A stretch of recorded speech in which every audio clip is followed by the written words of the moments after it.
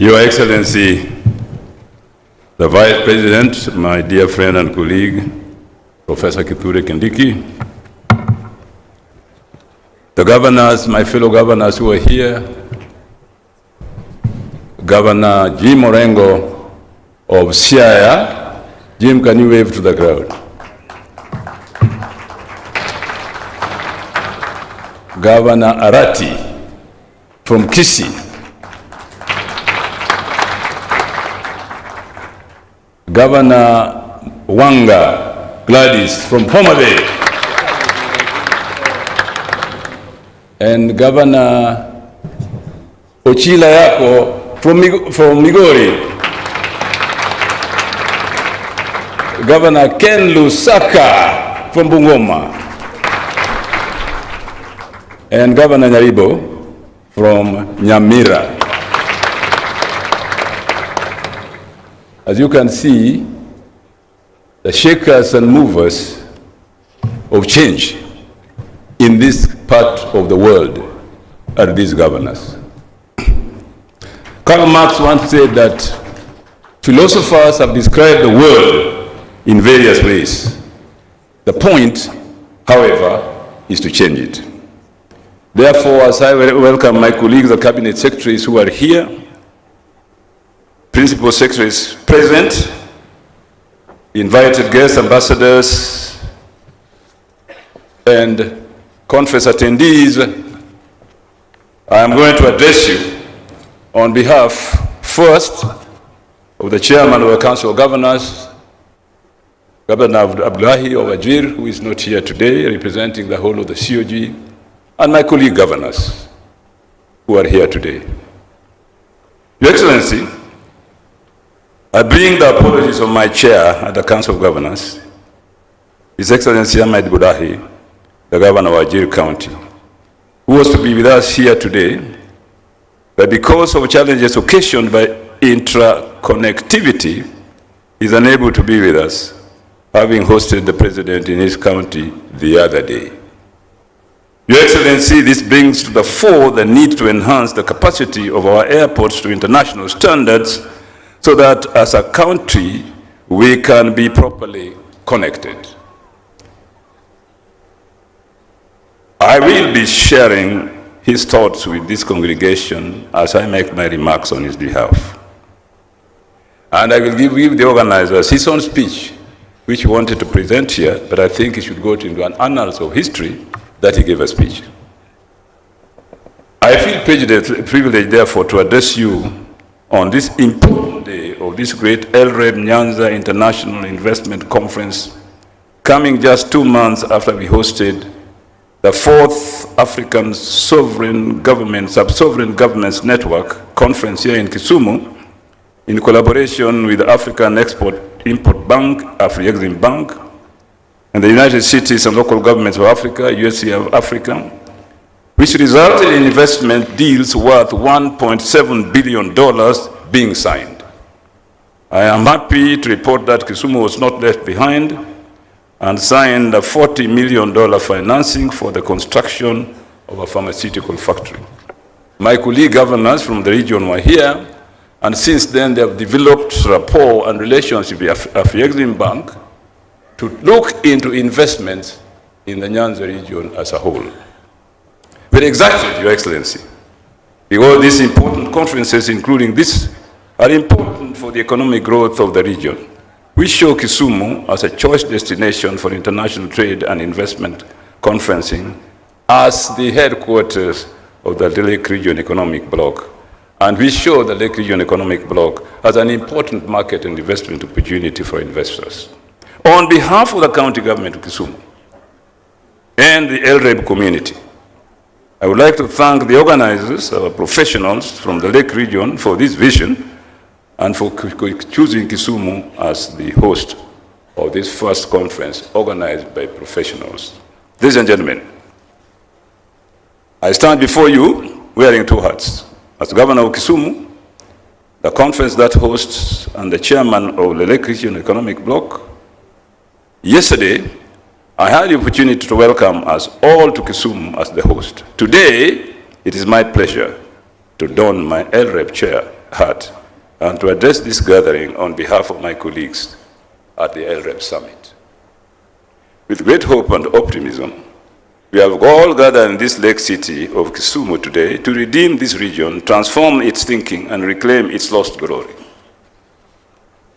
Napoleon Hill, a famous American writer, in one of his great books stated thus: "That which the mind of man can conceive and believe, it can be achieved." I do believe that what we have been doing here in the Lake Region Economic Bloc as governors is transform what we conceive and believe to achieve development in our region. For over 61 years, this nation, and particularly the LREP, Nyanza Bloc, has conceived great ideas and economic recovery strategies to catapult this great nation to the next level. We have believed quite rightly that these ideas can only be best harnessed and realized through a cohesive and unified political and collective leadership. From yesterday through today and tomorrow, we are gathered here as leaders and potential investors, partners, and people from all walks of life to explore the bloc's tipping points for the new investment opportunities available. Generally, the regional bloc boasts of a business-enabling environment that portends minimal risks to investors, courtesy of the able county governments and the Lake Region Economic Bloc. It is a leading financial hub with a range of qualified investment managers, from small niche investment firms through to the national headquarters, where several of the world's practicing wealth management firms reside. With its position, in its population of 14 million people, the bloc accounts for 40% of the Kenyan population, contributing almost 50% of the Kenyan economy, forming a formidable market for investments. The overall objective of the bloc is to leverage economies of scale and shared resources in order to grow the economy of the region and improve the livelihood of the people.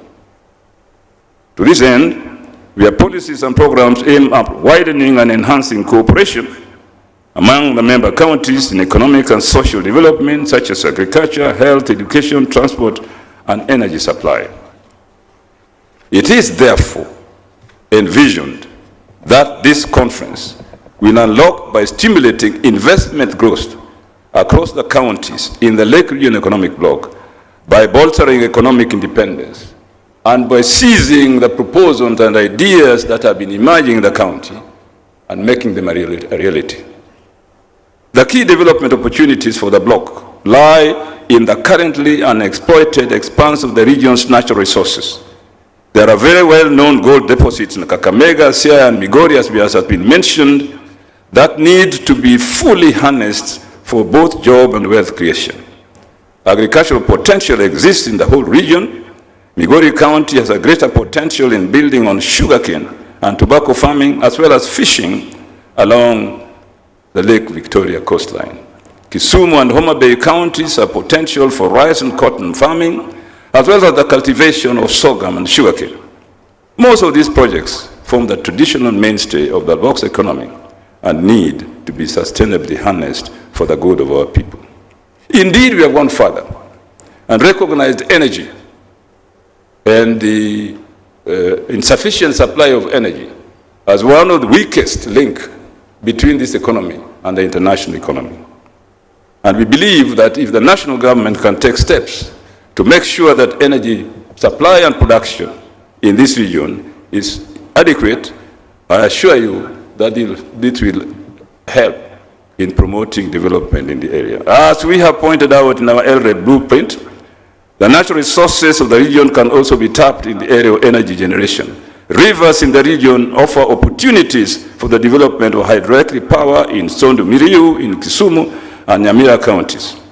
Further exploration in this regard also needs to be done other rivers, such as River Kuja and River Awach.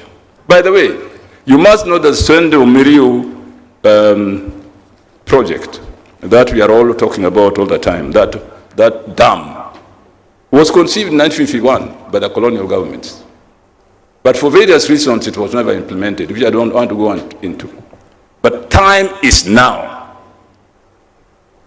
for that dam that can generate so much energy to be implemented by the national government.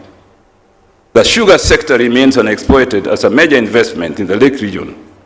It is a major employer of rural populations and contributes to an estimated 15% of the agricultural GDP. As a bloc, we congratulate Parliament for fast-tracking debate on the Sugar Act and the President for promptly signing it into law. This is a major outcome of the Sugar Task Force, to which LREB leaders played a crucial role. Approximately 250,000 small-scale farmers, predominantly from Lake region, operate in the sugar industry and supply over 92% of the cane milled by sugar processing companies. This underscores the importance of this sector to the region's economy. Further, Mr. Deputy President, the industry directly and indirectly employs approximately 6 million Kenyans. The sugarcane industry has additional economic impact due to its contribution to Kenya's foreign exchange through exports, such as providing inputs into other industries. The bloc envisages programs focusing mainly on enhancing job creation for youth and women, improving food and nutrition security, improving policy frameworks, and creating an enabling business environment. These projects were anchored on Kenya's Vision 30 and the Big Four agenda, and were meant to help LREB achieve its economic blueprint, broad agenda. The blue economy, ladies and gentlemen, has a great potential to contribute to a higher and faster GDP. To benefit fully from this subsector, we need innovation and growth in the marine and maritime sector. The opening of the shipyard at the Kisumu port is aimed at boosting the blue economy opportunities. Therefore, we thank the government very well and the shipyard company for initiating these making of fiberglass boats at our port here in Kisumu. The shipyard has overseen the design and building of MV Uhuru 2, which is ferrying goods to Port Bell in Uganda, and the rehabilitation of MV Uhuru 1, which is doing the same. We must invest in modern ship and boat building, which includes replacing the old-fashioned wooden boats with safer fiberglass boats. This is another impactful opportunity to invest in. So far, a number of the lake riparian counties have partnered with the Kenya shipyard to sensitize the lake operators on the benefits and need for this new boat building technology. At LREB, we have unfulfilled dream to establish a regional bank. It is a dream we must not let die. When Governor Oparanya was chairman of the Lake Region Economic Bloc, I remember him and I went to the Treasury to try and establish this bank, and we had the money, but the government Treasury could not approve a bank created and organized by the Lake Region Economic Bloc. I think now, Mr. Vice President, that issue can be revisited. I appeal to LCPL because of Oparanya is now in government, together with other colleagues. I appeal to LREB members to ensure this project becomes a reality, even as we work to settle legal and legislative hurdles around it. Equally, we invite investors to buy into this dream. Another area ripe for investment is aquaculture, and much has been said about it in this conference. I will not repeat. Already we are witnessing a remarkable increase in cage fishing around the lake, especially in Homa Bay, Busia, Migori, Siaya, and Kisumu counties. This must be expanded to cover more areas. Opportunities exist in the bloc to unlock to the full potential of Western Kenya tourism circuit. That too has been discussed at this conference, and I hope the proposals made will be implemented. Investors keen on areas of nature and wildlife tourism, agro-tourism, water sports, and so on. This region offer tremendous opportunity for that. Finally, Mr. Speaker, sorry, Mr. Deputy President, I was in Parliament for so long that sometimes I forget. Finally, Mr. Deputy President, Nyanza in general and the LREB region, we need to do two things. Identify all the key economic opportunities within the LREB, for it is only through this that the bloc shall unlock sectors with greater potential and untapped resources. 2, explore and come up with viable strategies for pooling resources and expertise among counties to attract investment, foster entrepreneurship, and stimulate economic development. 3, evaluate the regulatory framework and policy environment to identify areas for improvement and reforms that can facilitate investment and economic growth. 4, examine initiatives to enhance skills and capacities and capabilities of the local workforce to meet the demands of emerging industries and attract investment. 5th and finally, explore ways to attract domestic and foreign investment into the region by highlighting its unique selling points, investment incentives, and investment-friendly policies, which has been the purpose of this conference. And I thank the professionals for having initiated this discussion through the good offices of Bwana Owalu. Thank you very much, fellow colleagues. And I'd now like to invite the minister or the cabinet secretary to come and invite the... Who? Oh, yes, sorry, Mbadi. There were so many, I didn't know which one. But anyway.